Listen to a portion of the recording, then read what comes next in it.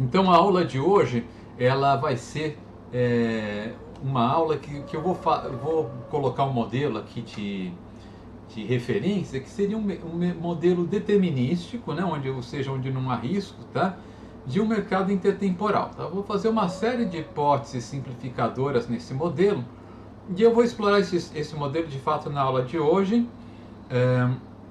E na próxima aula também, né? Primeira aula a ser reposta, tá? E a ideia é apresentar alguns conceitos que a gente vai usar de referência ao longo de todo o curso, né? De uma forma relativamente simplificada, tá? Então o que eu vou fazer, então aqui, né, os tópicos que eu pretendo percorrer na aula de hoje, espero que dê tempo, tá? Primeiro eu vou só esclarecer, né, alguma coisa de terminologia, né? O que a gente vai entender no nosso curso como uma data e um período, tá? E depois a gente passa para esse modelo, né, para a apresentação inicial desse modelo de mercado intertemporal, sem resolver esse modelo, né, sem dar uma previsão de quais vão ser os preços nesse modelo. Isso a gente resolve na próxima aula, quando a gente coloca um modelo de equilíbrio. Mas na apresentação desse modelo aqui, bom, eu vou caracterizar o modelo, evidentemente, né, e a gente vai apresentar alguns conceitos que vão ser importantes para a gente, né, alguns dos quais vocês conhecem muito bem, mas talvez apresentar em um contexto um pouco diferente, tá? Então, o primeiro contexto é o de arbitragem, tá? Vocês já devem ter visto em Finanças 1, mas eu vou tentar deixar bem claro o que eu vou entender por arbitragem aqui, tá? O conceito de taxa de juros, vocês já viram isso, mas eu vou apresentar com uma roupagem um pouco diferente, tá? A ideia de mercados completos, tá? Que vai ser importante para o desenvolvimento do nosso modelo e que muitas vezes é uma hipótese subjacente a muitos modelos de finanças, sem que a gente deixe claro, né, que essa hipótese está subjacente, tá? A ideia da lei, a chamada lei do preço único, né, que de fato é uma consequência basicamente de uma hipótese que é a chamada hipótese de não arbitragem, tá? Então essa lei do preço único vai estar relacionada ao nosso conceito de arbitragem. A gente vai para o conceito de valor presente, vocês já conhecem esse conceito, mas colocando ele no contexto do nosso modelo, o significado dele no contexto do nosso modelo, tá? E depois, por último, hoje eu quero apresentar um conceito de dominância. O conceito de dominância é um conceito que a gente usa para falar de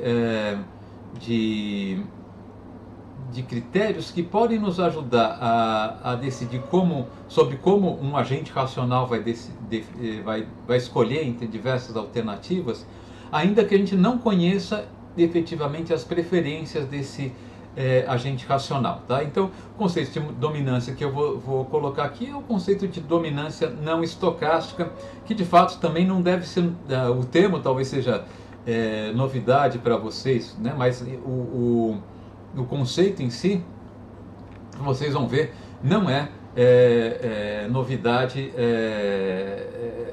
tá, de modo algum, tá? É alguma coisa que vocês já estão acostumados. Mas a gente vai recorrentemente usar essa palavra, né? Alternativa X domina a alternativa Y. É interessante a gente entender o que significa, né, essa afirmação, tá? Então, vamos começar falando então desses conceitos, né, de datas e períodos. Para começar a falar disso, deixa eu só fazer um gráficozinho aqui. Vamos desenhar uma reta, tá? Vamos supor que essa reta aqui represente... Professor, Oi? desculpe interromper. Eu não estou compartilhando a tela, né? Obrigado por me chamar a atenção. Então vamos lá.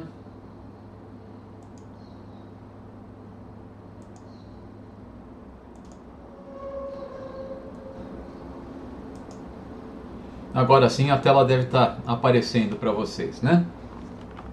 Então, imagine que essa linha reta aqui represente tal tempo, tá? Então aqui eu esteja contando o tempo nessa linha reta. Então,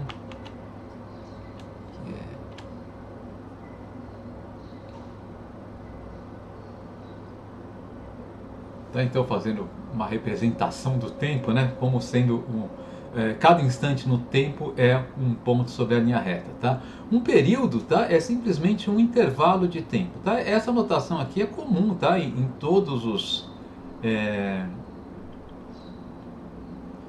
em todos os em todas as abordagens, né? Quando a gente fala período de tempo, normalmente a gente quer falar um intervalo de tempo. A gente fala no período de um ano, né? Quer dizer, é um intervalo de tempo com a duração de um ano, né? Tá? Então, é uma duração, né? Então, o período tem o começo e tem o fim, né? E tem o durante esse período, né? Eu tenho o início do ano, o final do ano e tem ao longo do ano, né? Enquanto eu tenho um instante, é simplesmente um ponto sobre essa linha reta, né?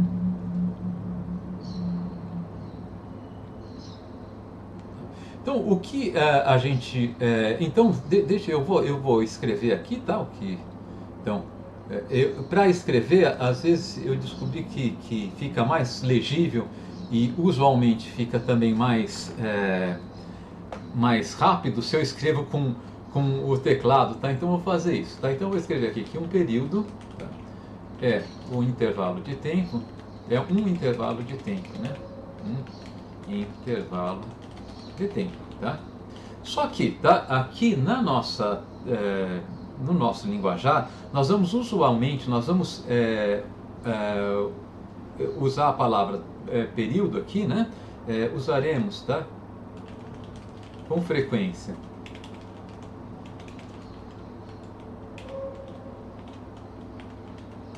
o termo período como o intervalo de tempo escolhido para contar o tempo. Então, por exemplo, em eventos históricos, normalmente, né, o intervalo de tempo escolhido para contar o tempo é o intervalo de um ano, né? Então a gente fala, isso aqui ocorreu no ano de 2000 e tanto, né? Isso para a gente vai ser o período, tá? Quando eu falar período aqui, normalmente eu estou falando nisso, né? É uma unidade de tempo, tá? Ou né, se vocês quiserem, né, a unidade de contagem de tempo.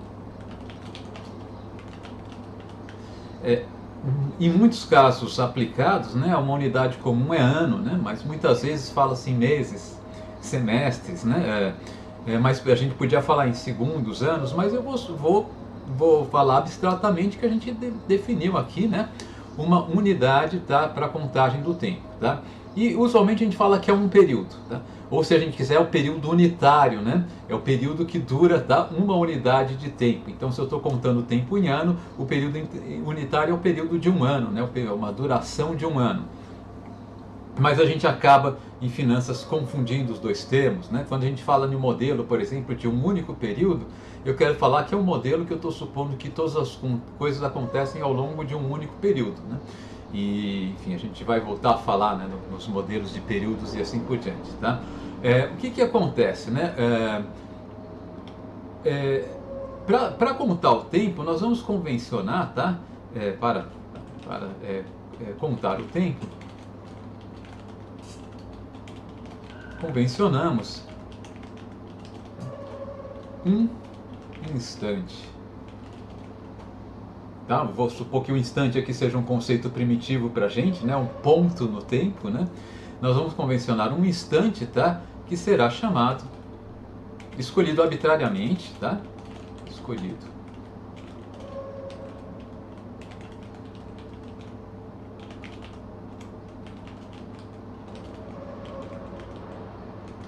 de instante inicial, tá? Todos os outros instantes serão referidos,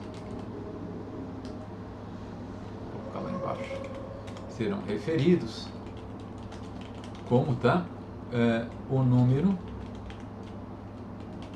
de períodos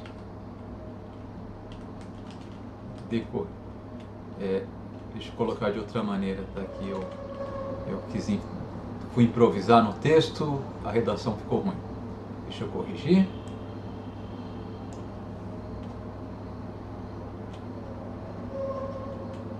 A cada outro instante de tempo, que não seja um instante inicial, né? Ou a cada instante de tempo, vale para o instante inicial também, instante de tempo, tá?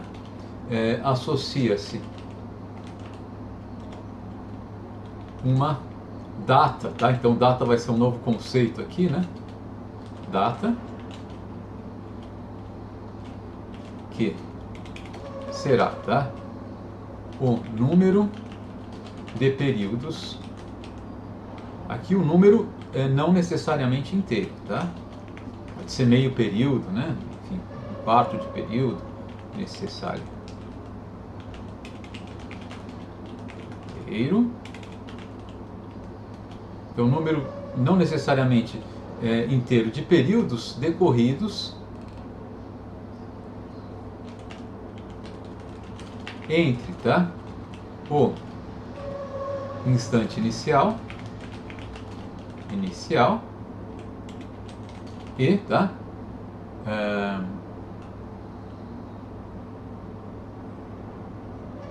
A cada instante o número vamos colocar decorridos, né? Até esse instante desde o instante inicial, né? Ok? Então, na verdade, o que vai ser a data? A data vai ser um rótulo que eu vou atribuir a cada um dos instantes, na nossa linguajar, né? Data pra gente é um pouco diferente, é similar, mas não é exatamente a mesma coisa, né? No termo coloquial, mas no nosso linguajar uma data vai ser um número que eu vou atribuir a um instante, tá? Então eu vou ter uma data que é 2 anos e vírgula 3, quer dizer, no instante ao qual eu chego 2,3 anos depois do instante inicial, né? Evidentemente o instante inicial, né, vai ser, né, a data zero, né? Então vamos lá, vou pegar aqui exemplos, né?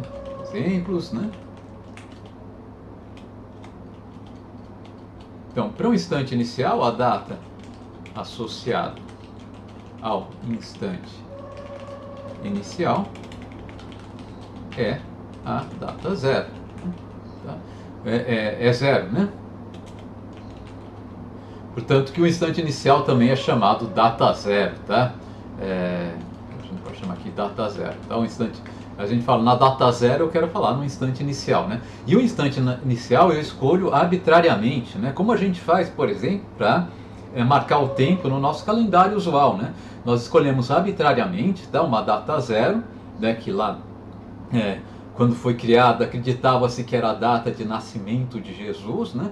E a gente conta os anos, né, a partir dessa data, né? Atualmente, para evitar uma postura etnocêntrica, né, privilegiando uma religião, a gente não fala mais depois de Cristo ou antes de Cristo, a gente fala, né, depois da Era Comum e antes da Era Comum, né? Mas enfim, a gente arbitrou, né, que uma data é a data zero, né? A partir dessa data aqui eu entrei no primeiro ano, né, da Era Comum, tá?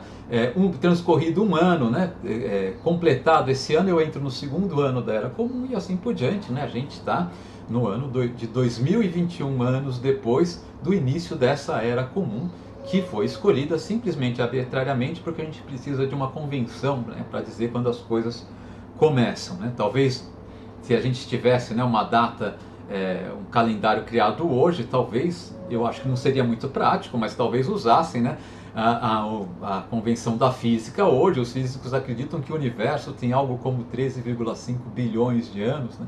Então nós estaríamos, né, no ano 13,5 bilhões depois do Big Bang, mas é uma coisa, não seria muito prático, né? Mas enfim, é só para dizer que aqui eu convenciono esse zero, assim como também convenciono a unidade na qual eu meço o tempo, né? O período unitário de medida de tempo, eu convenciono da mesma maneira, tá?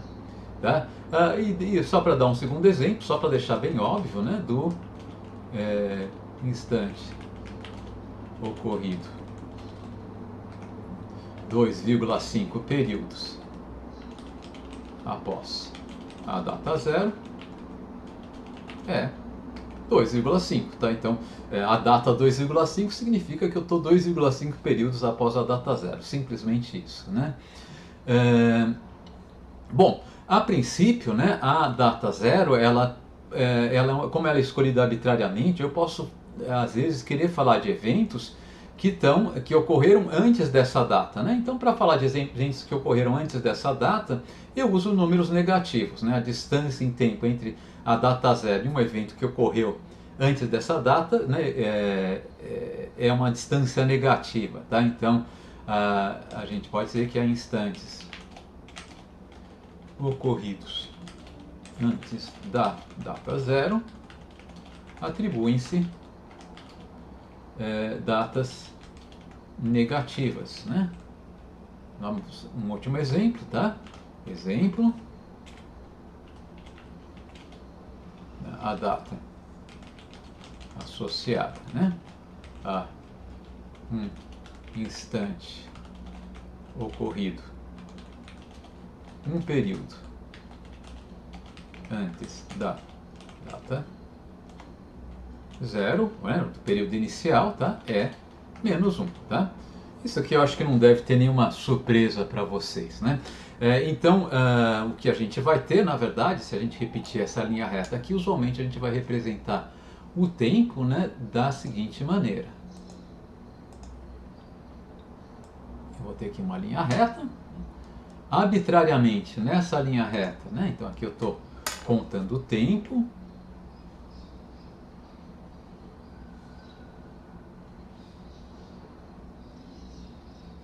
Eu arbitrariamente, né, por algum critério que me seja conveniente, na verdade, eu escolho aqui um ponto nessa linha reta como sendo, né, a data zero, tá? Então nesse instante aqui começou minha contagem, né, tá ok? Um período depois dessa data zero, né, eu vou ter a data 1, 2 períodos depois dessa data zero, a data 2 e assim por diante, né? Vocês estão... Daqui não é surpresa para vocês, né, tá certo? A distância, então, entre, tá, a data 0 e a data 1, a data 1 e a data 2, né, é de um período, tá? Vamos chamar, só para deixar mais claro, é um período unitário, né, embora eu vá falar muitas vezes apenas um período, né? E se, aquele evento que ocorreu, né, um período antes da data 0 é o evento que ocorreu na data menos 1, menos 2 e assim por diante, tá? Bom, essa representação aqui, ela implica, tá, uma representação do tempo, ou ela está sugerindo, né, uma representação do tempo como uma variável contínua, né?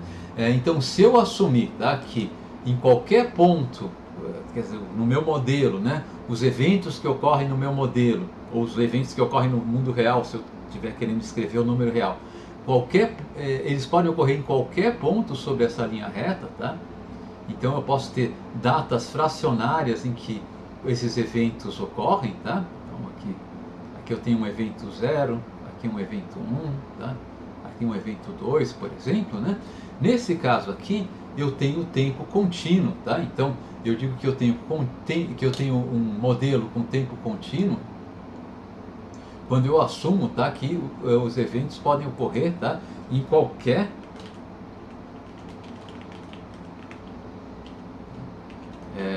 eu vou dizer que meu modelo tem ponto contínuo quando os eventos, tá, relevantes, né, para o nosso modelo, né, podem ocorrer em quaisquer datas, né, podem ocorrer em quaisquer datas, tá, mesmo datas não inteiras, né? Pode acontecer anos depois da data 0, tá? Esse é o nosso modelo de tempo contínuo, né? Ao contrário do modelo de tempo contínuo, a gente tem, né, muitas vezes é conveniente para a gente, em finanças, usar um modelo de tempo discreto, né? No modelo de tempo discreto, quase sempre a gente vai supor, tá, que os eventos relevantes, tá, são associados exclusivamente a datas inteiras, né? Então, uma coisa pode acontecer um ano depois da data 0, mas nunca meio ano depois da data 0, né? Ou a gente não vai descrever como ela tendo ocorrido meio ano depois da data zero. Tá? Então, se a gente for representar aqui o nosso tempo discreto, uma forma talvez conveniente de fazer isso seja escolher traçar o nosso tempo aqui usando uma linha pontilhada. Tá? Então, deixa eu pegar aqui. E não mais uma linha reta, né? Só.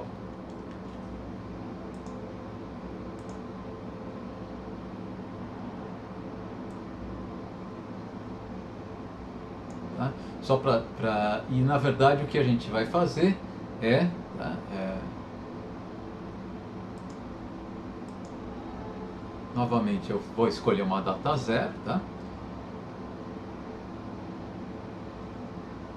Aqui está a data zero, tá? E eu vou assumir, tá? Que tá? Os eventos só podem ocorrer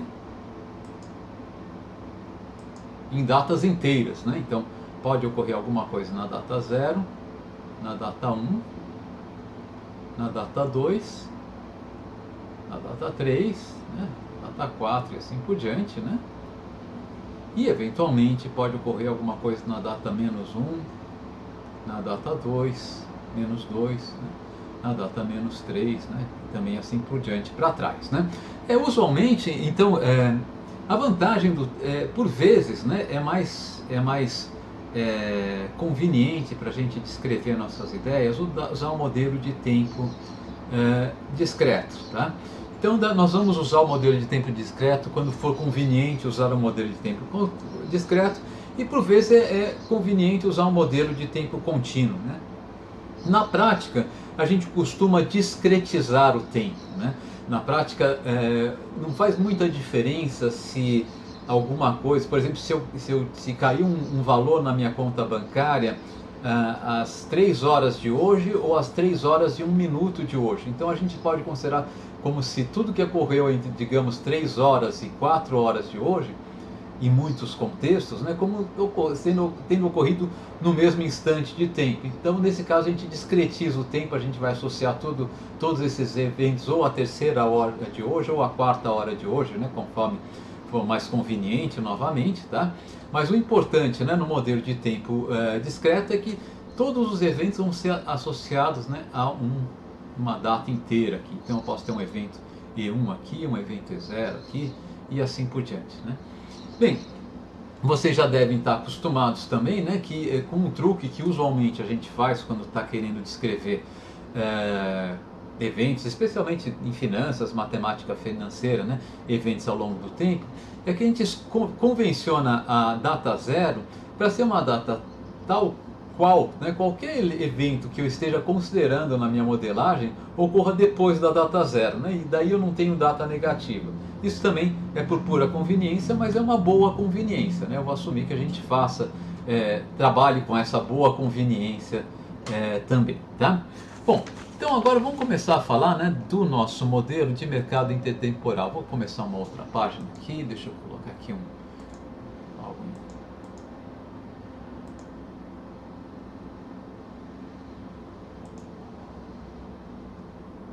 Então vamos lá, modelo de mercado, né, de transações intertemporais, né, com tempo discreto, tá? Eu vou usar o tempo discreto para descrever esse modelo, porque senão a gente vai ter um trabalho danado para demonstrar algumas coisas que são simples, no caso do tempo contínuo, e no caso do tempo discreto fica mais fácil demonstrar essas coisas simples, tá? Daí eu vou pedir para vocês acreditarem, né, que os resultados que eu vou obter aqui, eles se estendem, tá, ao caso de tempo contínuo, né? E eventualmente mais para frente a gente demonstra alguma coisa que seja necessário, tá? Então eu vou assumir então esse modelo, né, como eu estava falando, né, é um modelo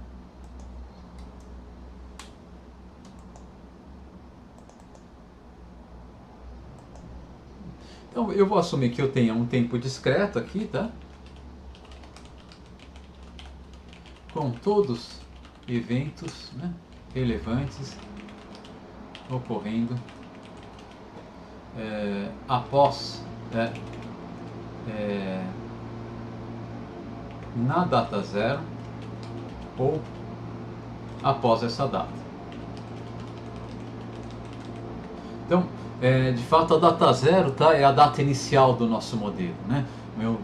Isso aqui é só por uma convenção, né, para simplificar a nossa vida, tá? Nesse modelo aqui, eu tenho um número N de consumidores, ou investidores, vocês podem chamar consumidor ou investidor aqui no caso, tá? E esses consumidores, de fato, eles consomem, tá, um único bem físico. Com isso eu quero dizer que o que eles vão consumir, as características físicas do bem que eles vão consumir, elas são sempre a mesma, tá? Mas ele pode ser, né, que é diferenciado, né, apenas, né, pela data em que está disponível para consumo, tá? Então, eu tenho um único bem físico, né, que a gente pode chamar de consumo, né? Também a gente pode chamar de reais, né? Na verdade é uma abstração isso. Eu não quero me preocupar aqui enquanto cada investidor ou cada consumidor, cada pessoa investe dos seus recursos, gasta de seus recursos para comprar café e para comprar arroz e para comprar feijão, né? Eu vou chamar tudo isso de uma única coisa, eu vou chamar de consumo.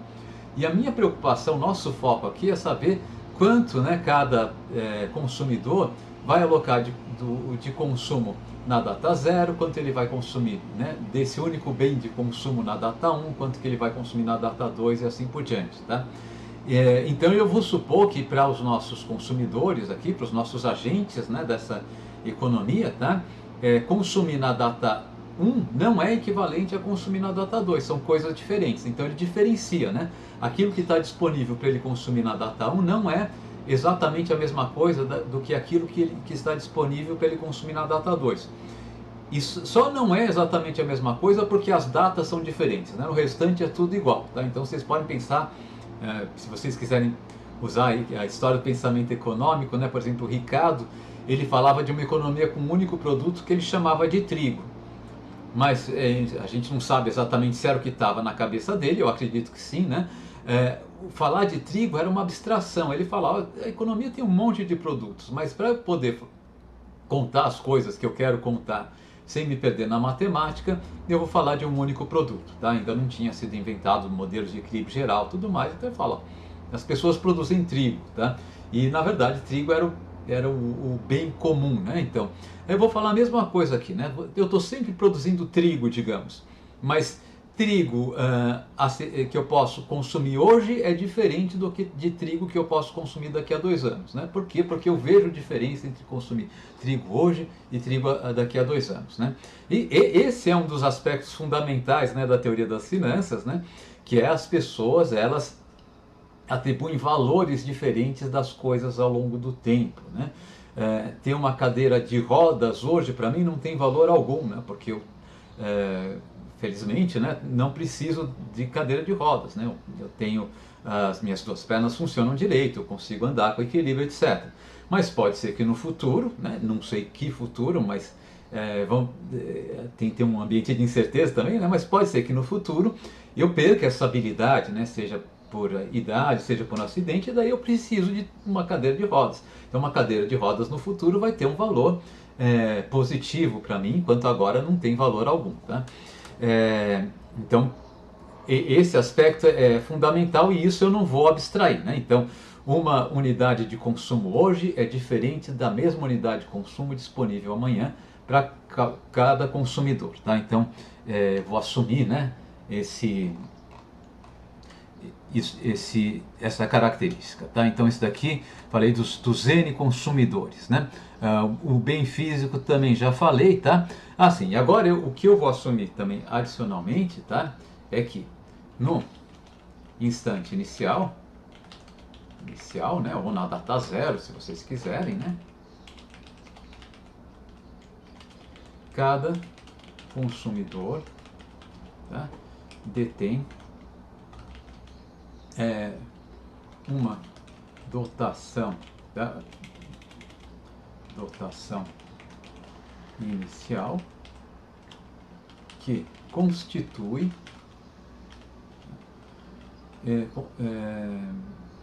um conjunto de direitos, né, de acesso, tá, ao único bem físico em cada uma das datas futuras. Antes de falar isso, deixa eu só colocar uma coisa aqui que eu acho que é melhor, né? Além do meu tempo ser discreto, tá? Eu vou supor que todos os N consumidores, vou colocar aqui, todos os N consumidores, tá? Sendo todos eles com vida de T períodos. E depois desses T períodos o mundo acaba, tá? Isso quer dizer o seguinte, vamos supor, se T é 100, tá? Eu tenho N consumidores na data zero, todos eles vão viver 100 anos e passados 100 anos acabou-se o mundo, né? Eu poderia colocar uma vida diferente para cada consumidor, e eu poderia também supor que todos eles têm vida em tempo infinito. Esse T pode ser infinito, tá? Mas por simplicidade, vamos assumir que esse tempo seja finito, né? De fato, mesmo que a gente pense no mundo real, né? Se eu pensasse que todos nós fôssemos imortais, nós não somos exatamente imortais. Por quê? Porque vai chegar uma hora que o Sol, né, pelo menos diz a física, né, o Sol vai se expandir, vai engolir a Terra, né, e a Terra vai virar uma bola de fogo, né, vai virar uma coisa muito quente, as pessoas não vão poder viver aqui na Terra. Extingue-se a raça humana, né? Depois a Terra se contrai, enfim, o Sol se contrai e vira uma anã branca e a Terra vira um planeta gelado, enfim. Mas o fato é que possivelmente alguma hora, né, não vai ter mais gente no universo, né? Mesmo que a gente consiga ir para outro planeta de novo, né, pelo menos de acordo com a cosmologia moderna, vai chegar uma hora que o próprio universo como um todo ele vai se desintegrar, né? Vai como que evaporar, né? Enfim, eu não sou físico, então descrevo muito vagamente, né? E não vai ter mais matéria no universo e, portanto, não vai ter mais gente no universo também, né? As nossas vidas são finitas. Então, de qualquer maneira, eu só estou querendo colocar aqui um horizonte de tempo para facilitar a nossa modelagem, né? O que eu não coloquei aqui, né, é o fato real de que as pessoas morrem.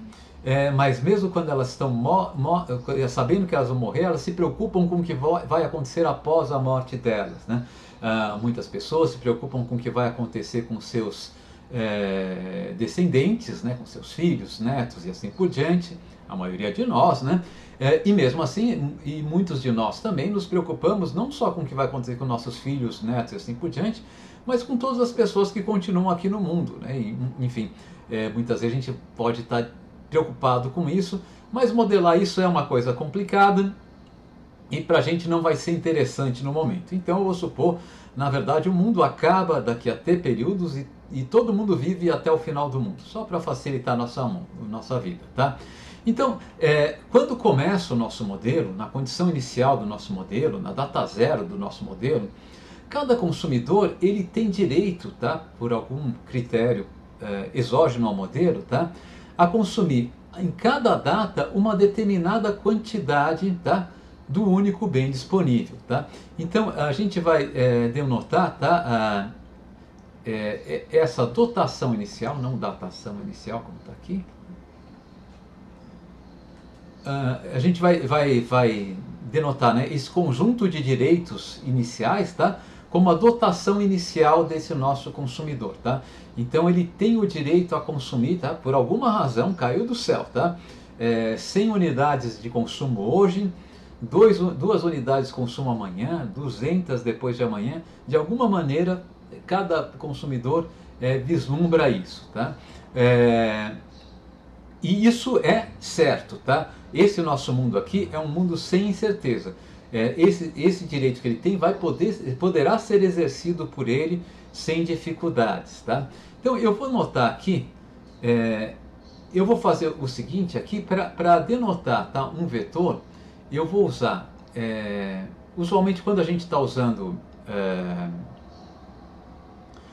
um texto escrito, né, e tipografado, a gente usa uma letra em maiúsculo, né? Como aqui eu vou às vezes denotar vetores com vetores usando o meu lápis e não o teclado, né? E como esse recurso que eu estou usando ele não é muito versátil para eu formatar também as letras no teclado, tá? Eu vou convencionar que um vetor ele vai ser, tá, uma letrinha colorida, tá? Usualmente eu vou usar a letra cor de laranja, tá? Então vamos fazer o seguinte, vamos chamar de WI, tá? Um vetor que descreve a dotação inicial do consumidor I, tá?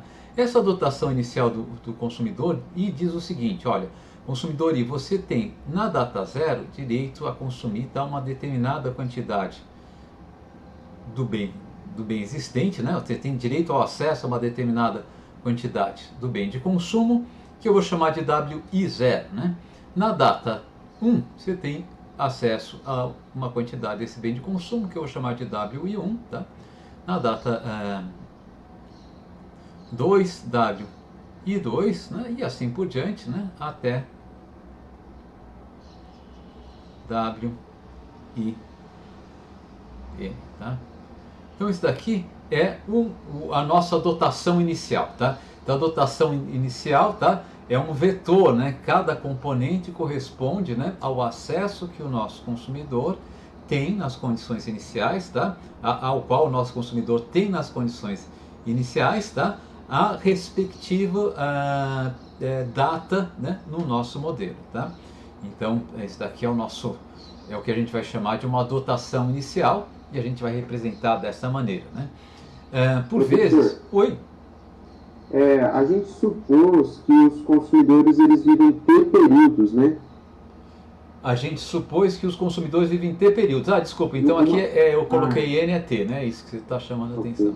Obrigado por chamar a minha atenção. Eu faço bastante dessas distrações, então sempre que vocês puderem me corrigir, tá? Podem me corrigir, tá? Eu tenho uma pessoa aqui que me perguntou qual que é o software que eu estou usando, eu já passo a resposta se alguém tiver interesse também, tá? Chama Xornal, tá? Xornal, né? PP, tá?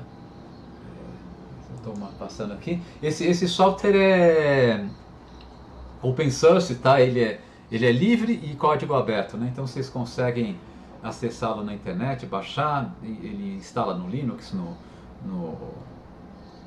Windows e assim por diante, né? Só fazendo um parágrafo aqui, né? Então vai ser isso que vai acontecer aqui, né? Um caso interessante para a gente, né, é o caso de 2 períodos, tá? No modelo em que t igual a 2, tá? Que nesse caso aqui,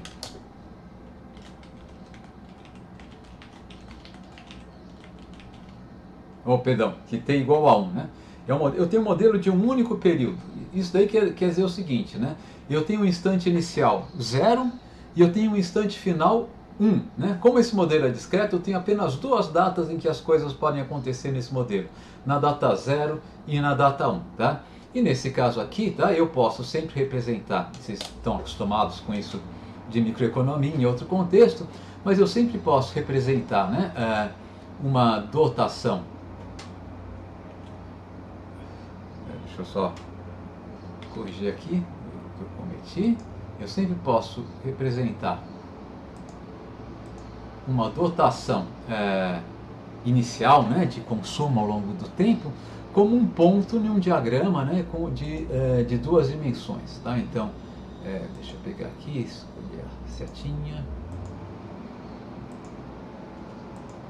Eu posso fazer aqui um eixo representando quanto eu posso consumir na data 0, um eixo representando quando eu posso consumir na data 1,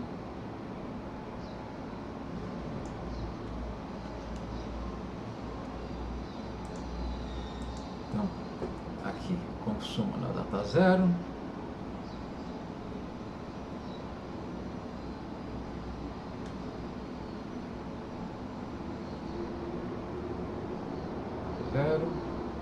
e aqui consumo na data 1.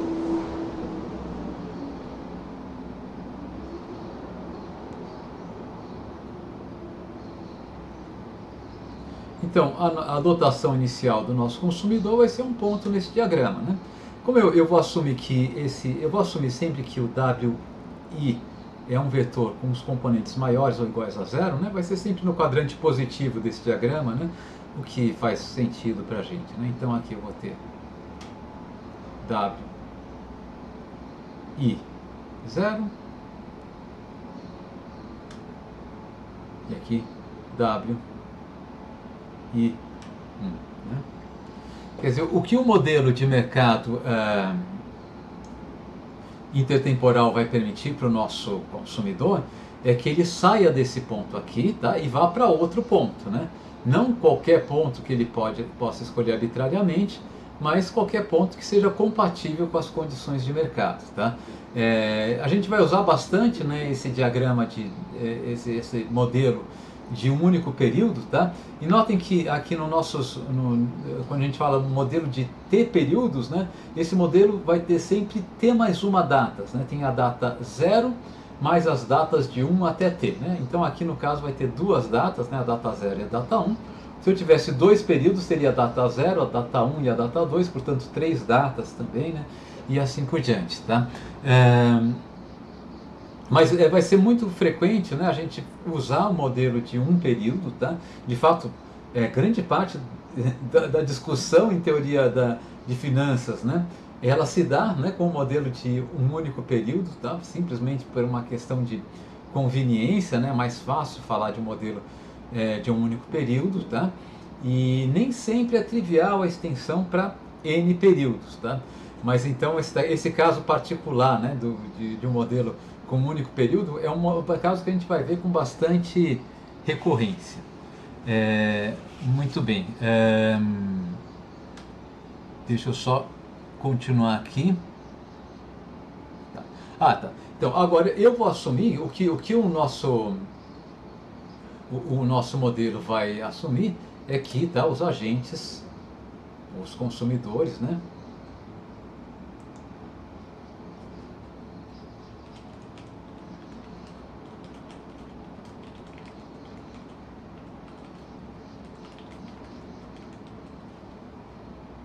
parte de suas dotações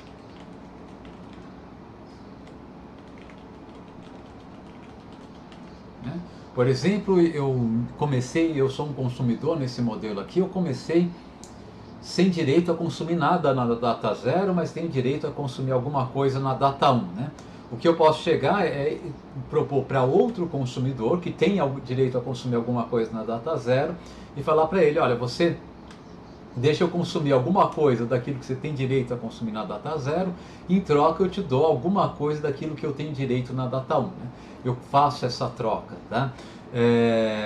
E aí que vai ocorrer o mercado, né? Com essas trocas eu consigo eventualmente sair da minha dotação inicial aqui, né? De uma possível dotação inicial, tá? E eventualmente mover para outra posição aqui, né? Que vai ser a minha posição de consumo final, que eu, por alguma razão, achei mais conveniente para mim, né?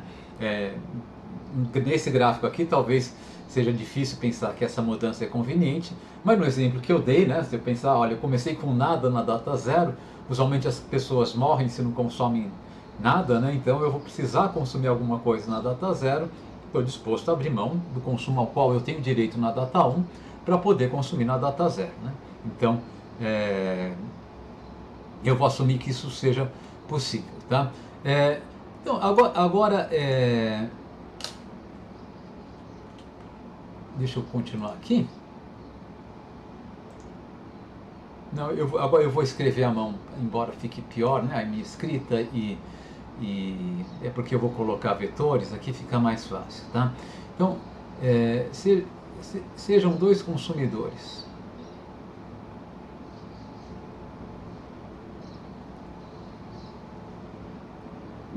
Eu suponho que eu tenha dois consumidores, tá? Que eu vou chamar um de I, tá? E o outro de J, tá? Com dotações iniciais.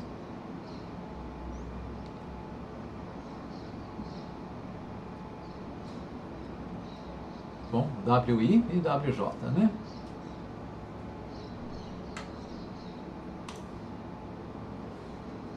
WI e WJ, tá?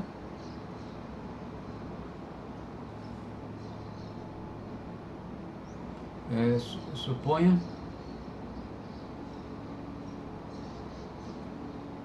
que eles realizem, troquem, tá?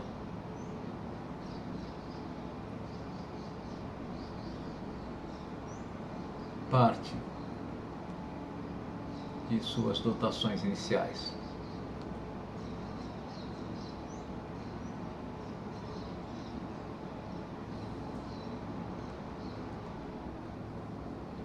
Parte de suas dotações iniciais entre si,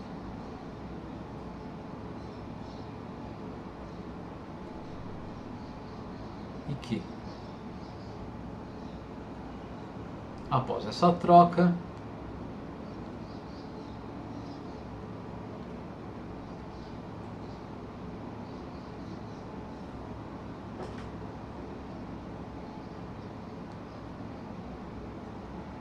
o consumo de cada um desses consumidores, né, os direitos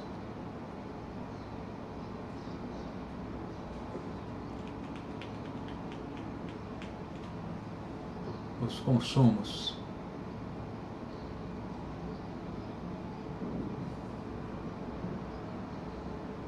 de cada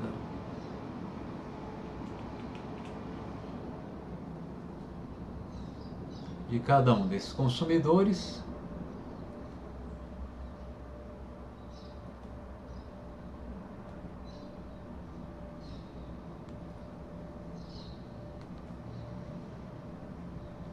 passem a ser, respectivamente,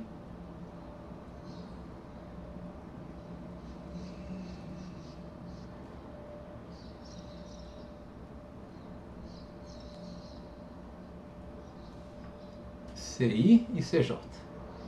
É um vetor C e um vetor J, né?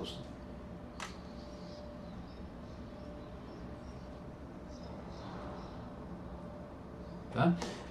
O que nós vamos assumir aqui, tá? Vamos assumir que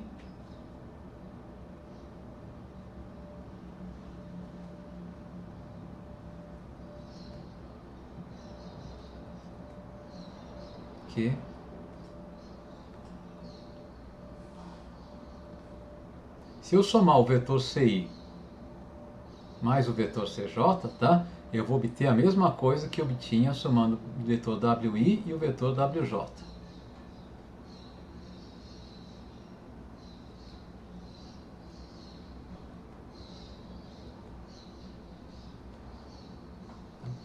Isso quer dizer o seguinte, né? Que essa troca entre os consumidores, tá? Ela não cria nem destrói, tá? Nenhuma das dotações iniciais desses consumidores, né? No final das contas, o que os dois consumidores vão consumir conjuntamente num instante zero, tá? Depois da troca, é o mesmo que eles consumiriam conjuntamente no instante zero se a troca não ocorresse, né? O que pode acontecer é que um consumidor vai consumir mais no instante zero do que consumiria caso a troca não ocorresse, mas necessariamente como contrapartida o outro consumidor vai consumir menos no instante zero, né? No mesmo montante menos no instante zero, comparativamente ao que aconteceria caso a troca não ocorresse, né? Então todo aumento de consumo meu em uma determinada data é redução de consumo do outro consumidor na mesma data e vice-versa, né? Essa hipótese é conhecida, tá? Essa hipótese é conhecida.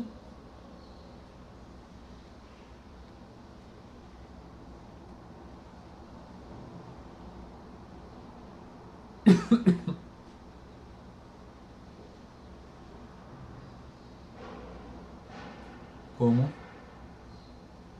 hipótese de ausência de custo de transação.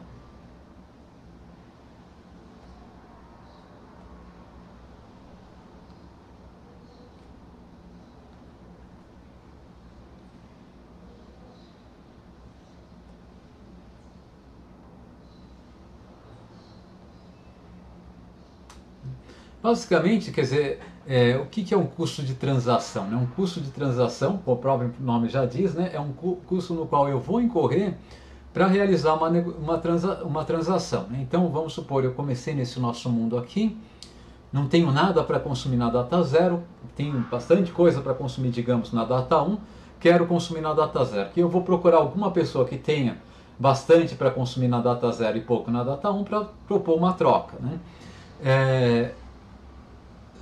Na realidade, essa procura ela implica algum esforço, né, e algum custo de minha parte.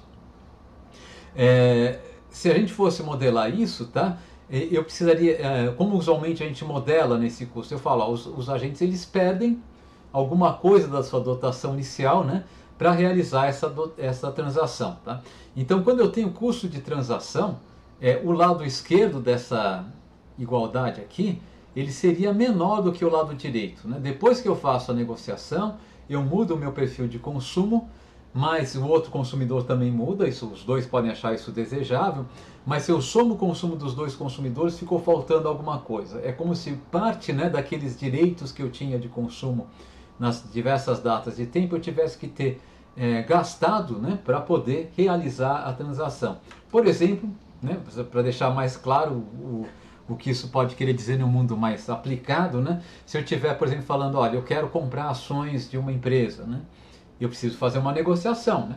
Essa negociação é muito automatizada hoje, né? Porque eu consigo fazer essa negociação na Bolsa de Valores. Ainda assim, né, eu tenho que pagar uma comissão para fazer essa negociação. Essa comissão é um custo de transação. Né? Depois que eu comprei essas ações, tá? O que eu paguei para o proprietário inicial da ação, tá certo? O que eu paguei para comprar essas ações é menos do que o proprietário inicial da ação recebeu. Né? Nesse meio aqui tem um intermediário, né, que é o corretor, ele ficou com uma parte desse valor. Né? Se o mercado de corretagem for concorrência perfeita, ele só cobriu o custo dele também. Então é como se nessa transação aqui um pouco do valor da ação tivesse sido destruído, né? ou não foi integralmente capturado, né, pelo proprietário dessa ação.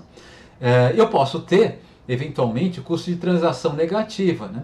Pode ser que ao invés, enfim, teoricamente eu posso pensar isso, embora não consiga dar nenhum exemplo prático. Né? Poderia acontecer que quando eu faço uma troca com outro consumidor, milagrosamente, no final, a soma do que eu e ele estamos consumindo na data 0 é maior do que nós tínhamos inicialmente para consumir na data 0, e a soma do que eu e ele estamos consumindo na data 1 também seja maior. Enfim, nesse caso a gente podia dizer que essa transação foi produtiva, né? Produtiva no sentido que ela produziu mais bem de consumo. Tá? Mas nós também vamos descartar isso, né? Ou nós vamos então descartar a possibilidade de custo de transação positivo ou negativo, e vamos supor que, na verdade, tá, o que a gente está dizendo aqui é que a transação não cria e nem destrói direitos futuros de consumo, ela só transfere esses direitos, tá? Sem nenhum prejuízo, sem nenhuma vantagem adicional que não essa própria transferência de direito. Tá? Isso é uma hipótese importante e, de fato, é uma hipótese muito comum, né, em finanças, tá? Mas, de fato, como eu acabei de argumentar para vocês, em muitos modelos aplicados ela não é realista. A ideia é que não há custo de transação para negociar essas ações ou diversos ativos no mundo financeiro, né? É uma ideia não realista. Né? E o que eu estou falando isso e até me peguei aqui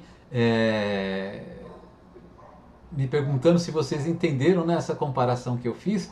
Por que eu me sinto à vontade de fazer essa comparação, né? O mundo financeiro concreto e esse modelo aqui, quando as pessoas estão decidindo quanto vão consumir em cada instante de tempo. Né? Porque, de certa maneira, né, no modelo financeiro, no mercado financeiro, o mercado de títulos financeiros, né, um título financeiro, de fato, é uma coisa que te dá direito a consumo futuro. Né? Um título financeiro, ele te dá direito a rendimentos futuros, tá?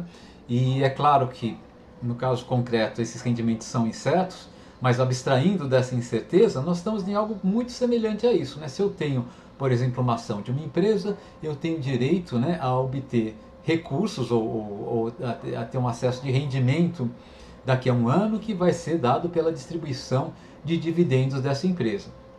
essa distribuição de dividendos eu posso usar para consumir daqui a um ano, né? Então, em última instância, a gente sempre supõe que qualquer que seja o agente econômico individual, né, pessoal de uma economia, ele é um consumidor em última instância, né? Então, mesmo um investidor, né, ele investe pensando em que essas decisões de investimento afetam o consumo presente dele hoje e o consumo dele no futuro também. E é isso que está sendo colocado aqui em jogo, tá? Então aqui a nossa ideia aqui, mas de qualquer maneira, aqui o que vai acontecer, eu não posso então criar nem destruir, né, direitos de consumo através da troca. Essa é a hipótese que a gente vai fazer, tá? Que eu não posso criar, parece razoável, mas também a troca não vai destruir. A troca é não custosa, tá? Isso é importante para a gente, tá?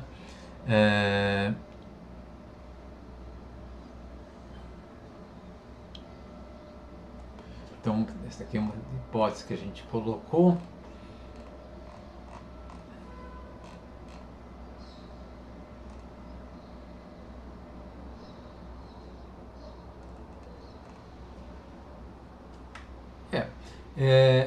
Vou seguir, eu tinha marcado essa sequência, eu vou adotar essa sequência e depois esclareço se for necessário, tá? Então deixa eu introduzir agora para vocês, tá, um conceito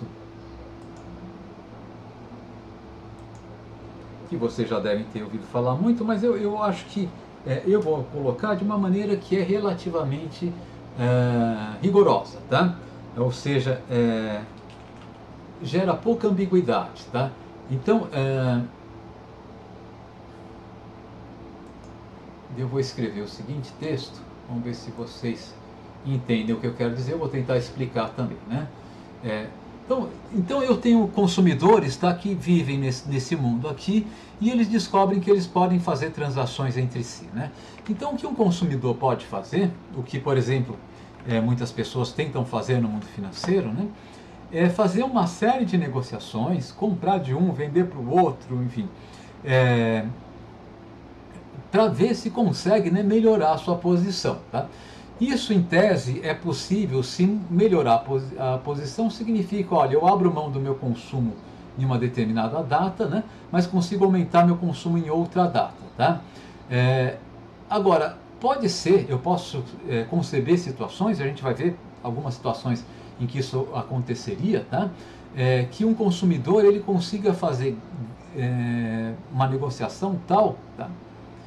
Teoricamente é possível a gente conceber isso, né, que um consumidor consiga fazer uma negociação tal que no final das contas, tá, ele consegue aumentar o consumo dele em todas as datas, né, ou pelo menos aumentar o consumo em algumas datas sem reduzir, tá, o consumo em outras datas, tá? Nesse caso aqui eu digo que ele realizou um ganho de arbitragem, né, ou simplesmente realizou uma arbitragem, tá?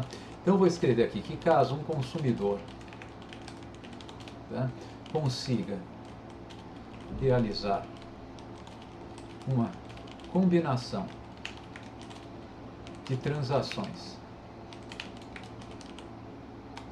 que resulte, tá, em um aumento líquido de seu consumo em ao menos uma data, sem que fiz uma besteira aqui, um atalho que eu não devo usar, não, foi pior minha besteira, eu tinha apagado tudo, eu acho.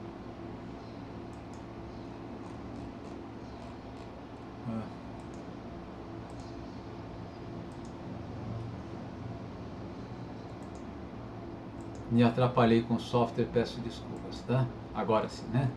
Então, onde estávamos?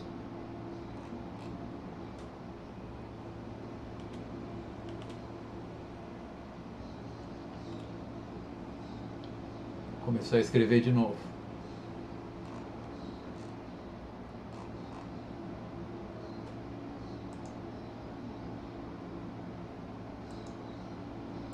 Então vamos lá, vou colocar aqui, né, o título, arbitragem.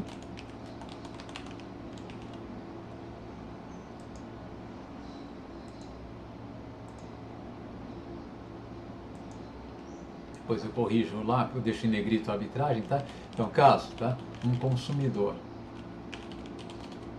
consiga realizar uma combinação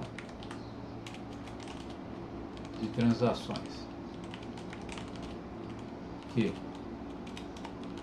resulte, né, em aumento de líquido,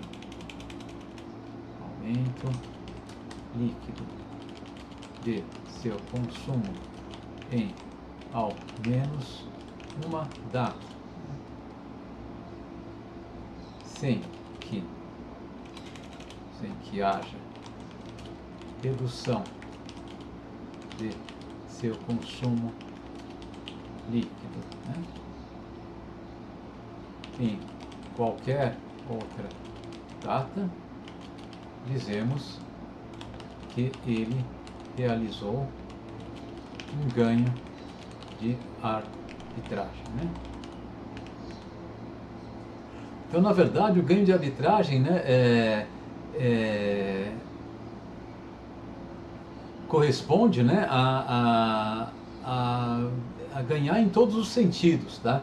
Normalmente os nossos ganhos com a troca é que nós cedemos alguma coisa e recebemos em troca algo ao qual nós atribuímos mais valor. Então, subjetivamente, nós ganhamos com essa troca, né? Um ganho de arbitragem, não, né? Um ganho de arbitragem eu ganhei, tá? De todos os jeitos, né? Dada a nossa hipótese de ausência de custo de transação, positivo ou negativo, o ganho de arbitragem de um consumidor necessariamente representa a perda de um ou mais consumidores. Então, quando alguém está querendo arbitrar no mercado financeiro, por exemplo, né, essa pessoa está querendo fazer algum tipo de jogo, né? Ela está querendo ganhar, tá?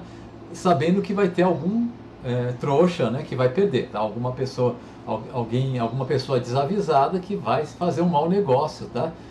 Em virtude do negócio da malandragem que ele soube adotar, né? Da atitude malandra que ele soube adotar, né?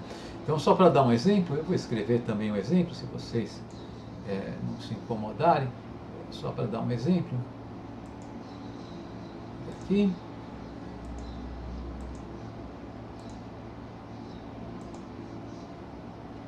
Então, exemplo, né? Vamos pegar aqui um exemplo. Se o consumidor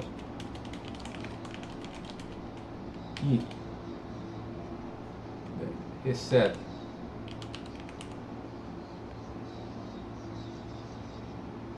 do consumidor de outro consumidor, né, 3 unidades, né, de consumo na data 0, né, em troca de 4 unidades de consumo na data 1, tá? Então, até aqui o consumidor 1 ele perdeu 4 unidades de consumo na data 1 e ganha 3 unidades de consumo na data 0, tá? Ou vamos colocar aqui 10, eu estava usando 10, vou usar 10, tá? E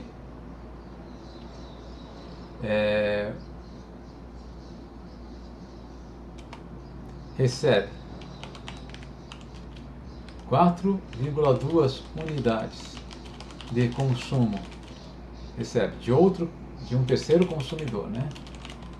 Terceiro consumidor, 4,2 unidades de consumo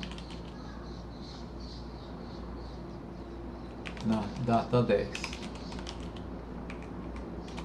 em troca, né,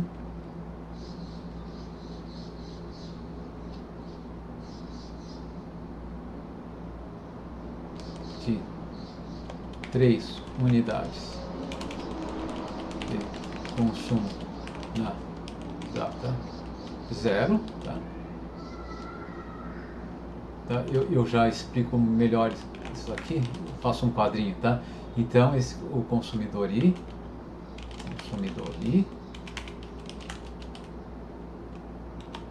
aumentou o seu consumo na data 10, tá? Então o que, que ele fez? Ele pagou 4 unidades na data 10 para receber 3 unidades na data 0.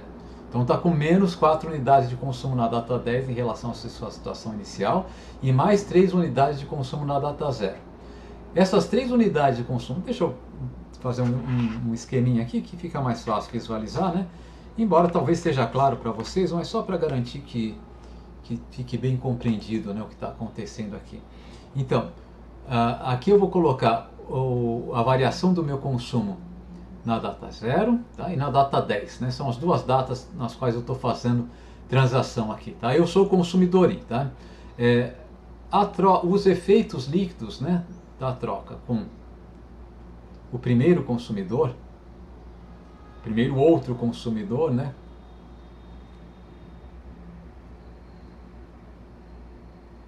São os seguintes, olha, eu recebi 3 unidades de consumo, então aqui aumentou em 3 unidades meu consumo na data 0, né? Aqui estou medindo as datas, né? Data. Tá? Então, vou colocar de outra maneira, eu acho que costuma ficar mais claro.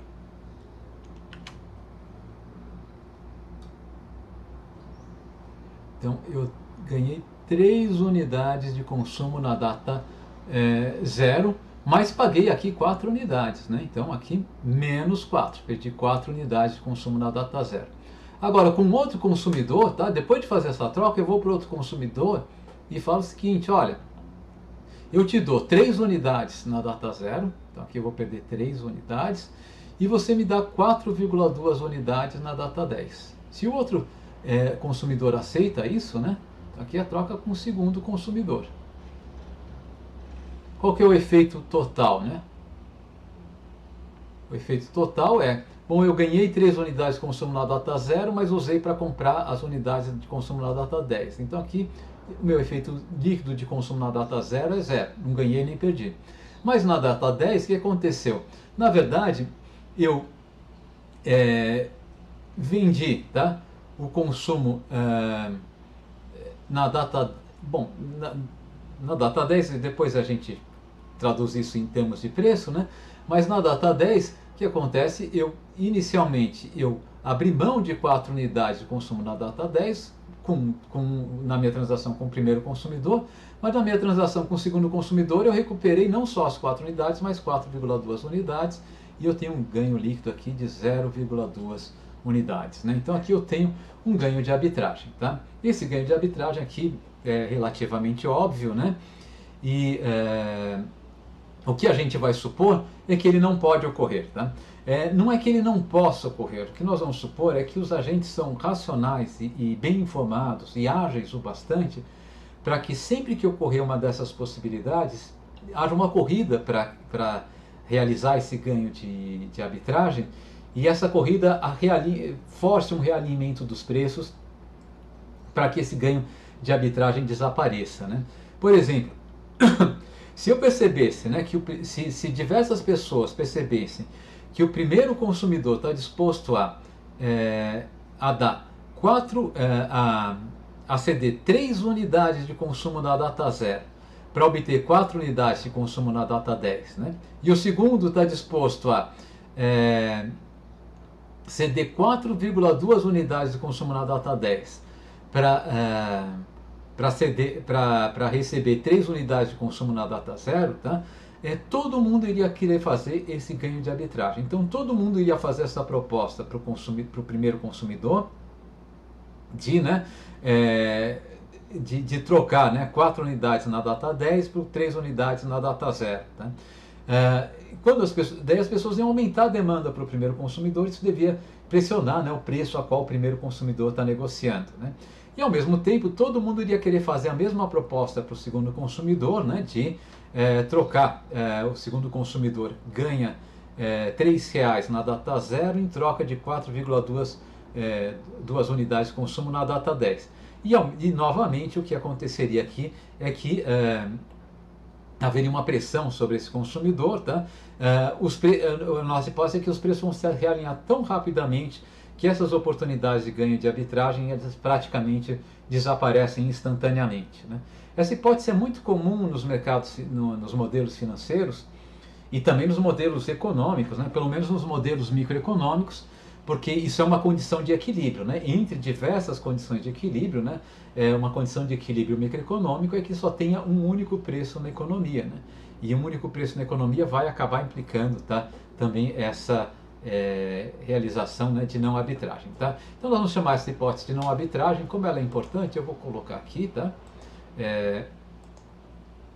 A gente, parte do que a gente vai discutir no curso, né, diz respeito, tá, a outras possibilidades de arbitragem não tão simples assim, que começam a acontecer quando os mercados financeiros vão ficando mais complexos, né, tá? Mas sempre a gente elimina essas possibilidades adotando a hipótese, essa arbitragem não pode ocorrer, né? De fato, elas são rapidamente eliminadas pelo mercado, é o que a gente quer dizer com isso, né? Então essa daqui vai ser a nossa hipótese de não arbitragem, e ela simplesmente diz que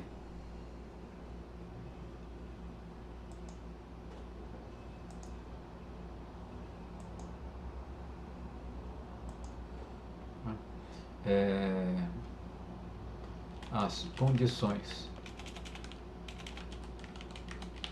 de transações, né, entre os agentes são tais que não há oportunidades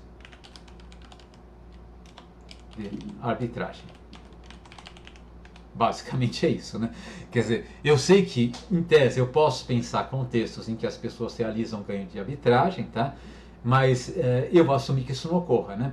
Veja, que, vamos voltar ao nosso exemplo anterior, né? De fato, eu achar que as pessoas, que o consumidor, né, que é o que fez esse ganho de arbitragem, pode realizar um ganho de arbitragem. Vamos chamar o primeiro consumidor aqui de J e de K, só para eu poder...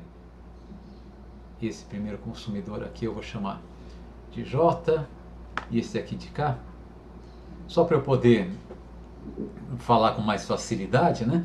Essa condição de arbitragem aqui, essa possibilidade do I realizar arbitragem, ela depende do J não saber do K e do K não saber do J, né? Porque se o J sabe da existência do K, ele fala o seguinte: olha, o K é um cara que está disposto a pagar até 4,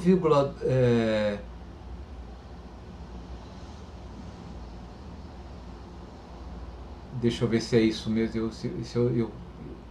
Eu comecei a raciocinar aqui de improviso e não sei se eu estou muito... Vamos deixar quieto isso aqui, né? Mas de fato, o que acontece? Ela depende da hipótese de que os agentes são relativamente pouco informados quanto ao mercado, né? Porque como é que o J aceitaria, né? Eu acho que dá certo, sim. Deixa eu voltar aqui para esse exemplo aqui, né? O agente J é um agente que está disposto a pagar 3 unidades na data 0 para receber em troca 4 unidades na data 10. Se ele soubesse do agente K, tá? O agente K está disposto a pagar 4,2 unidades na data 10 para receber em troca 3 unidades na data 0. Né?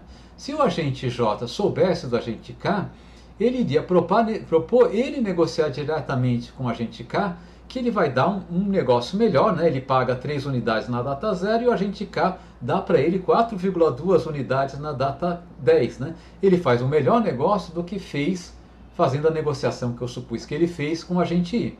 Então o agente J deve estar desinformado quanto à existência do agente K. Né? De fato, também eu poderia argumentar, só não vou fazer isso com risco de me tropeçar aqui nas palavras, tá? Mas vocês podem ver que é simétrico. O agente K também poderia vislumbrar um ganho de negociar diretamente com o agente J. Né? O agente E aqui apareceu como um atravessador puro, né?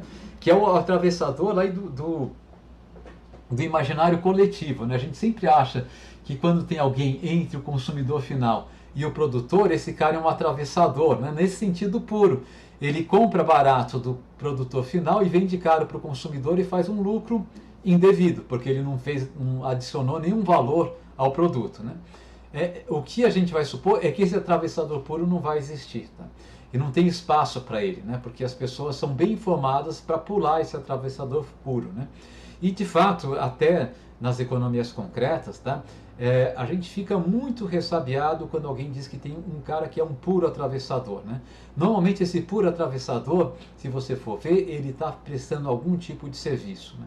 Por exemplo, ele está deslocando o produto do local de produção para o local de consumo, portanto ele está fazendo, né, está incorrendo num custo de transporte, né? Ele está organizando, né, tá colocando, tá, o produto produzido em um local onde é mais fácil, reduz o custo de transação dos consumidores. Por exemplo, quando um supermercado compra de diversos produtores diversos bens e colocam todos dentro de um supermercado, isso tem um custo para o supermercado, evidentemente, não é por atravessão,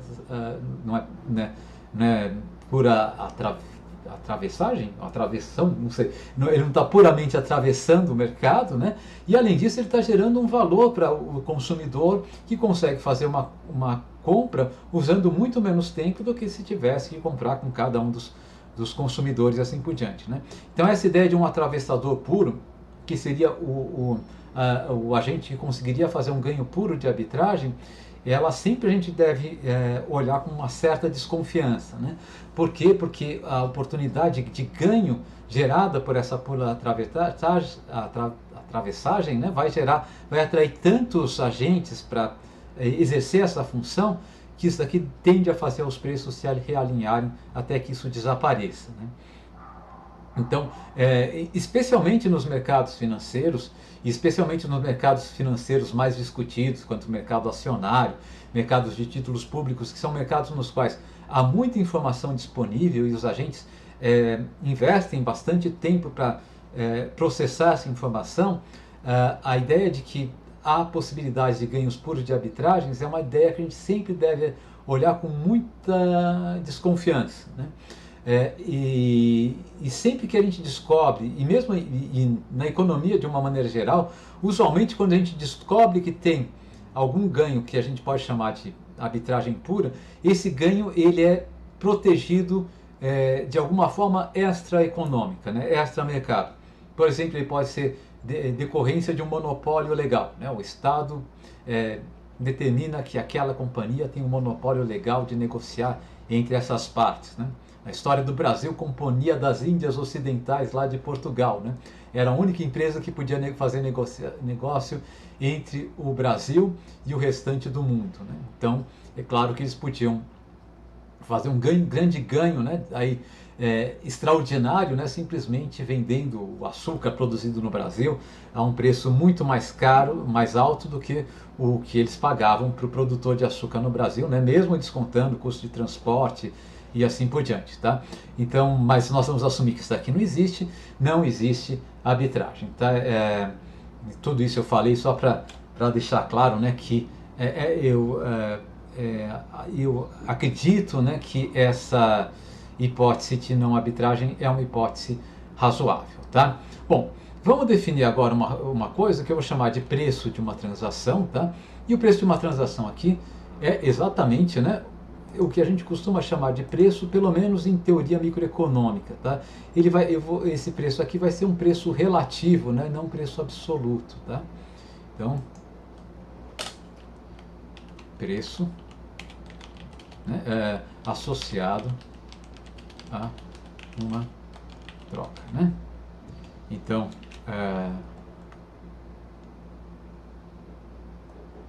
imagine que um consumidor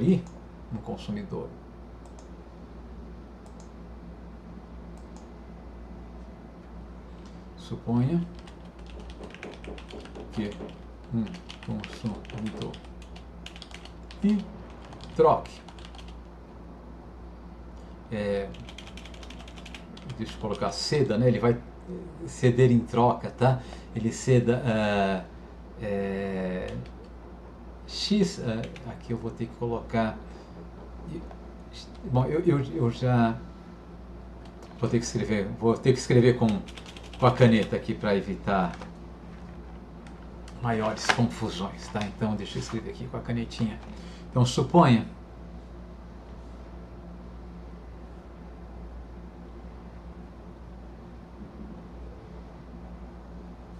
aqui um consumidor.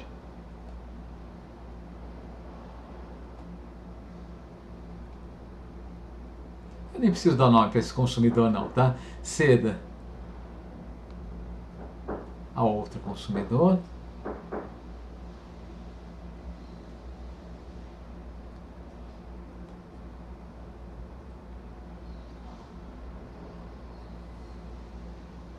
XT unidades.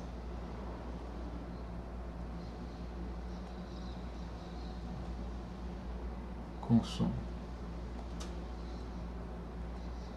na data T. Aqui XT, tá, é um número qualquer, tá? Uma quantidade qualquer, né? Enfim, em troca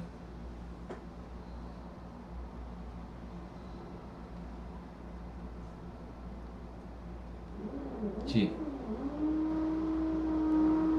X.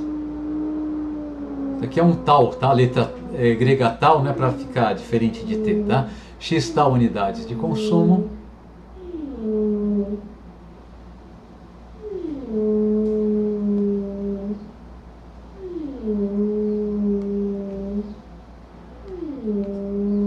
data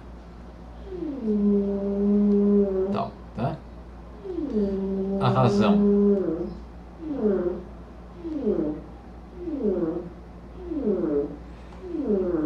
aqui eu coloquei que eu vou colocar em cima, tá? Razão X tal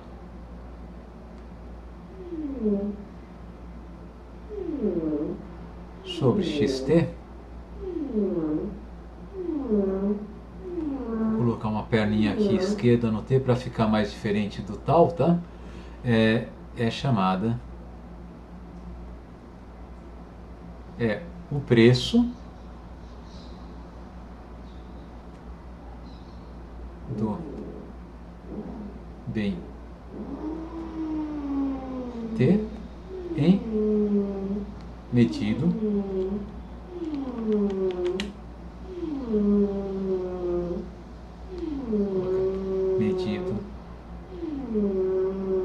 em unidades.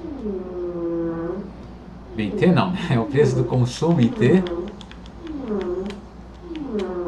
É o preço do consumo em T.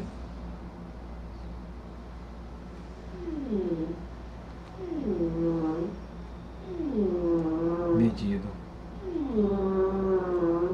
em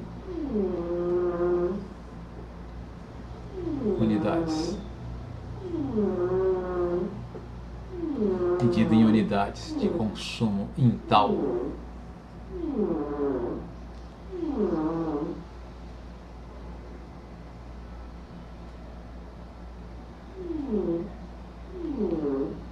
Por unidades de consumo em T.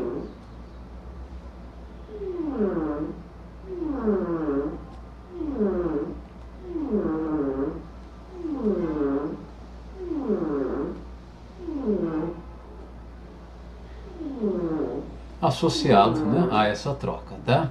Eles fizeram uma troca, né? Então associado a essa troca eu defino esse preço, tá?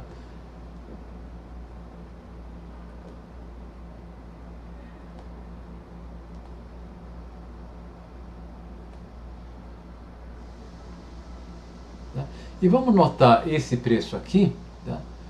Por PT tal, tá? Então, cada transação ela tem um preço associado, né? Quantas unidades de consumo em tal compraram cada uma das unidades vendidas de consumo em T, né? Ok? Essa é a ideia, né? A taxa é uma razão de troca entre dois bens, né? Aqui no caso os bens são bens datados simplesmente, né? Tá? Então é a ideia de preço que a gente tem em microeconomia, né? Esse preço aqui é um preço relativo, é o preço do consumo em T relativamente ao consumo em tal. Quantas unidades de bem tal foram necessárias para comprar cada uma das unidades de consumo em T que foram negociadas aqui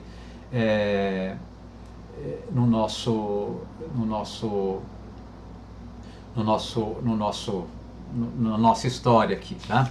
Bom, tá, aqui eu estou só pensando se vale a pena. Vamos deixa eu eu ia definir agora o que eu entendia por taxa de juros, mas eu acho que eu vou definir mais para frente que fica mais fácil, tá? Eu estou com um ruído ruim aqui, estão fazendo uma reforma aqui perto, espero que não esteja atrapalhando demais vocês ouvirem, né? Um barulhinho que alguém está com uma furadeira, alguma coisa assim.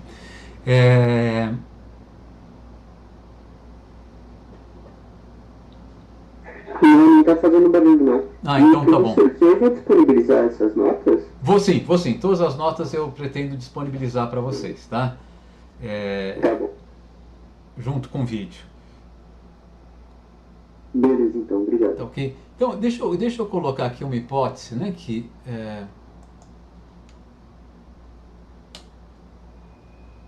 Vamos colocar aqui mais duas hipóteses importantes para a gente, tá?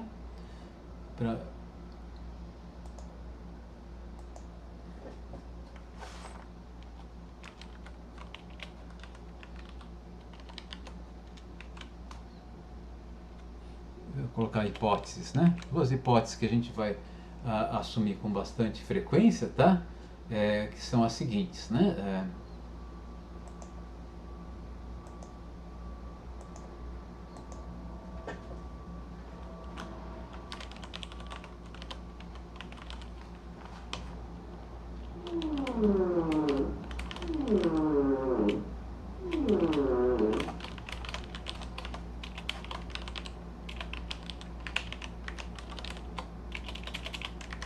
Primeiro, vamos assumir que em cada transação, tá, os consumidores se comportem como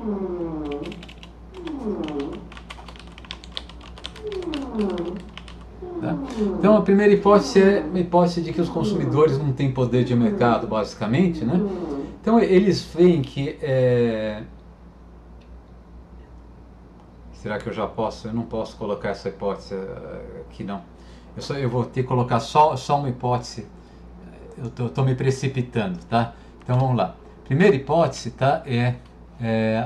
Eu vou colocar uma hipótese aqui. A gente colocou já de não arbitragem.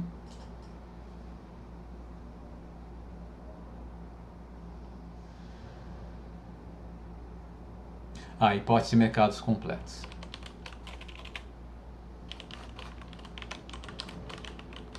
Eu preciso, né, assumir agora a seguinte hipótese, que é uma hipótese muito comum em finanças e é uma hipótese não realista, é uma hipótese simplificadora, né, que é a hipótese de que os mercados sejam completos, tá?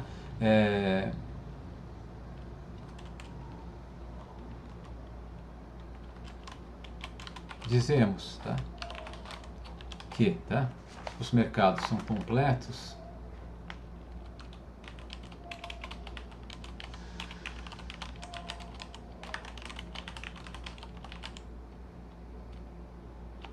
caso cada consumidor seja capaz de vender qualquer quantidade de consumo em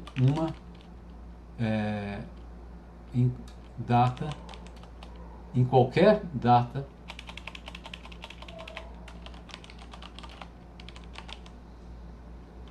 em troca de determinada quantidade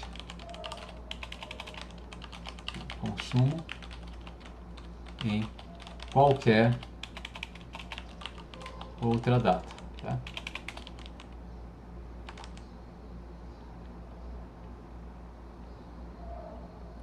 Então, vender qualquer quantidade de consumo em qualquer data em troca de determinada quantidade de consumo em qualquer outra data. Tá? Isso daqui é a hipótese de mercado completo. Né? Deixa eu tentar explicar o que eu quero dizer com isso, que eu não sei se ficou claro. Né? Vamos supor, vamos supor que o nosso bem de consumo esteja sendo medido em reais aqui, né? Só para ficar fácil falar. eu quero vender R$ 10 hoje em troca de reais daqui a 3 anos. Tá? Existe um mercado para isso. Tá? Eu quero vender R$ 10 daqui a 2 anos em troca de reais daqui a 5 anos. Existe um mercado para isso. O que significa dizer que existe um mercado para isso? Né? Que significa dizer, por exemplo, que existe um mercado, né, no qual eu consigo vender R$ 10 hoje em troca de reais daqui a 5 anos. Significa que eu consigo, e que existem pessoas que estão dispostas a trocar os meus R$ 10 por alguma quantidade de reais daqui a 5 anos. Tá? Essa quantidade de reais daqui a 5 anos eu não posso escolher. Isso é dado pelas condições de mercado. Mas não importa quanto eu quero vender de reais hoje, eu consigo vender em troca de uma determinada quantidade de reais em qualquer outra data. Essa quantidade que vai ser dada é dada pelas condições de mercado, não sou eu que defino. Mas eu consigo fazer essa negociação. Né? Então a ideia aqui é que, vamos supor, eu quero, para deixar claro como essa hipótese pode por vezes ser forte, né? Isso significa, num caso mais concreto, se os mercados de financiamento fossem completos, por exemplo, isso significaria que se eu quisesse tomar dinheiro emprestado hoje para pagar daqui a 100 anos, né, existiria mercado para isso. Né? E o fato é que não existe mercado para isso. Né? Não existe mercado no qual, dificilmente a gente vai achar mercado para isso, pelo menos. Né? Então, dificilmente vai haver um mercado, tá, no qual eu consigo tomar dinheiro emprestado hoje para pagar daqui a 100 anos. Né? Mesmo porque se houvesse, né, haveria muita inadimplência. Né? As pessoas, por exemplo, eu certamente, né, estaria morto daqui a 100 anos. Né? Então eu poderia, vocês não, né? Quer dizer, quem sabe, com o avanço da medicina é muito provável que daqui a 100 anos vocês ainda estejam vivos, né? Mas também é provável que estejam mortos. Né? Mas assim, no meu caso é muito claro. Né? Então se eu pudesse fazer um empréstimo, né, se eu pudesse fazer um empréstimo, tomar 5 milhões de reais emprestado hoje para pagar só daqui a 100 anos, eu tomaria esse dinheiro emprestado, daí eu morreria e o meu credor, né, não veria a cor desse dinheiro. Né? De fato, o meu credor também morreria, né, mas os herdeiros deles também não veriam a cor desse dinheiro. É um mercado que é muito difícil fazer com que ele seja, de coagir, né, o funcionamento desse mercado. Tá? Fernanda levantou a mão, foi isso? Alguém estava querendo falar ou foi impressão minha? Eu acho que foi impressão minha, né? Então, eu acho que pode ter sido a sinalização do chat só que mandaram a mensagem. Mas foi só um comentário mesmo. Não, porque aqui pareceu que alguém tinha levantado a mão. Porque eu vi que alguém comentou, né? O Luiz Felipe falou, acho que não, né? Existe uma possibilidade de vocês estarem vivos daqui a 100 anos, né? Não sei, ainda é improvável, né? Mas para mim é quase certo que eu não estarei vivo daqui a 100 anos, né? O único caso é se eu conseguir fazer esse empréstimo de 5 milhões para pagar daqui a 100 anos, daí certamente, né, a medicina vai inventar alguma coisa para eu ter que pagar esse dinheiro daqui a 100 anos, né? Aquela famosa lei de Murphy, né? Você está contando que vai morrer antes e não morre, mas enfim. Então, no mundo real, os mercados não são completos, né? Por uma série de razões, né? De fato, dificilmente eu conseguiria um empréstimo de 5 milhões de reais para pagar em um ano, né? Ou para pagar em prestações mensais nos próximos 5 anos, simplesmente porque o banco, ou quem está pensando em dar esse empréstimo, veria o meu perfil de renda, as minhas posses, falam, esse empréstimo não é compatível com o seu perfil de renda e eu não conseguiria esse empréstimo, né? Então as pessoas não conseguem, ainda que em tese eu fosse capaz de pagar por esse empréstimo, né? Então existem restrições, os mercados não são completos. Mas a hipótese de mercados completos, ela simplifica bastante a nossa discussão e foca um pouco a nossa discussão, né? A grande parte da discussão que a gente tem em finanças, a gente pode pensar que com relação, né, ao mundo das finanças, a gente tem dois tipos de discussões, né? Um tipo de discussão diz respeito à parte de custos de transação e portanto, de coordenação entre os agentes, né? Isso vai para uma área mais de finanças institucionais, né? A aplicação de economia institucional para entender a finança, né? E uma outra preocupação diz respeito a como os mercados seriam capazes de precificar risco, né? Que é outra coisa que não aparece aqui no nosso modelo. O nosso modelo ele tira duas áreas relevantes, muito das mais relevantes em finanças, né? Ele está tirando de lado a possibilidade de ter custos de transação, tá? As instituições financeiras elas existem para reduzir custos de transação, a gente está supondo que esse problema não existe, né? E ele está tirando do outro lado também a precificação de risco, porque no nosso modelo não tem risco, né?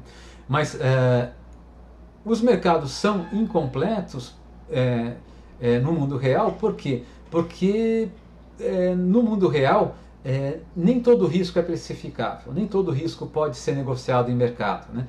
Embora os nossos mercados modernos eles tenham muitos recursos institucionais que permitem negociação de risco e gerem muito ganho de eficiência com isso, né? Existem contextos em que o risco é tão grande ou tão difícil de ser mensurado ou tão difícil de ser administrado que o mercado não surge, que é o caso de empréstimos, né, em 100 anos para pessoas físicas. Não existe isso, né, porque o risco envolvido nisso é tão grande e tão difícil de ser administrado que esse mercado acaba não surgindo, ou usualmente não surge, ou tem muita dificuldade de existir, né? Então, nesse caso, portanto, por essa razão, né, os mercados tendem a ser incompletos, seja porque tem muito custo de transação, seja porque por uma dificuldade de gerenciar risco, tá? Mas grande parte da teoria de finanças, tá, assume que os mercados sejam completos, né? Embora não assuma que a ausência de risco, mas simplesmente que os riscos podem ser negociados, tá? E o que a gente vai ver no nosso curso, a gente vai focar mais nisso, né? Numa ideia de mercados completos, mas onde o risco tem negócios, tá? E na ideia de que o risco pode ser negociado, portanto, né? E na ideia de que a ausência de custo de transação, não porque a gente acha que não exista custo de transação, mas nós vamos abstrair desse custo de transação, assumir que em diversos conceitos eles são irrisórios, né? Bom, gente, eu vou parar por aqui, a gente já está 15 para 4, né? Nosso horário é 4h50, né? Termina a nossa aula.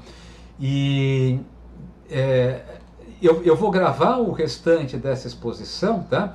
E o que a gente vai ver? É que dessas hipóteses de mercado completo, não arbitragem, tomadores de preço, né? Vai surgir a chamada lei do preço único. A gente consegue dar embasamento para como a gente trata a taxa de juros em matemática financeira. Tem uma lógica, né, econômica por trás disso, tá? E a gente consegue atribuir também um critério razoável para os consumidores escolherem entre se eles tiverem que escolher entre situações iniciais, tá? Um critério razoável para ele escolher entre algumas situações iniciais, tá? Que não dependa especificamente das preferências desses consumidores, tá? Que é o critério de dominância. Mas eu acho que não vale a pena falar sobre isso hoje, tá? Eu avancei um pouco menos do que eu pretendia nessa aula, mas eu acho que é importante, a gente vai aquecendo devagarzinho, né? Para não se atropelar, tá? Às vezes fixar os conceitos fundamentais é a coisa mais importante para a gente entender o que tem mais pela frente, tá? Então eu vou disponibilizar esse material conjuntamente com o vídeo, tá? Enfim, não sei se ainda hoje, mas quando eu for disponibilizar a finalização, né, dessa aula, eu disponibilizo isso conjuntamente e com isso eu encerro essa aula.